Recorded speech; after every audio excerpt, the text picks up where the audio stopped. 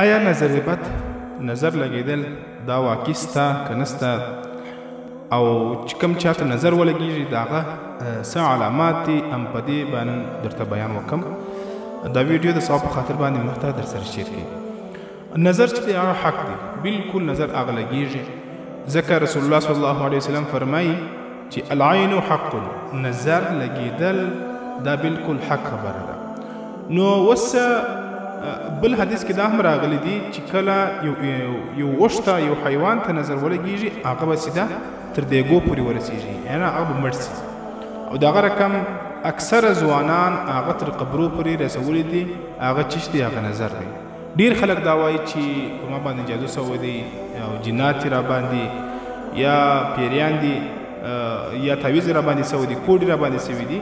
لیکن اکثره وخت دا خلک نظر سوي وي او دوی وایي چې په موږ باندې تعویضونه سوي دي. تعویضونه دومره اثر نه کوي، جادو دومره اثر نه کوي لکه څنګه چې د نظر کم اثر دی. نو داسې علامات به در وښیم چې په هغه سره به تاسو پوه شئ چې دا کس نظر سوی دی. یو علامه دا ده چې د سترګو څخه درد شروع سي بیا تر سره پورې، او بیا دا وږې چې دي هغه درنې سي، بالکل د وږې باندې بوج وي، دا د نظر بد علامه ده.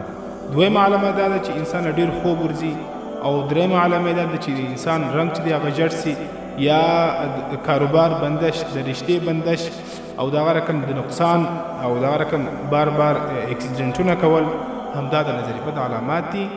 او په روانه ویډیو کې چې د دې څه علاج دی، کوم ذکر او اذکار دی چې په هغه وجه سره موږ د نظر بد څخه بچاویدی سو، هم هغه په روانه ویډیو کې پارټ 2 کې به انشاءالله تاسو ته بیان کوم.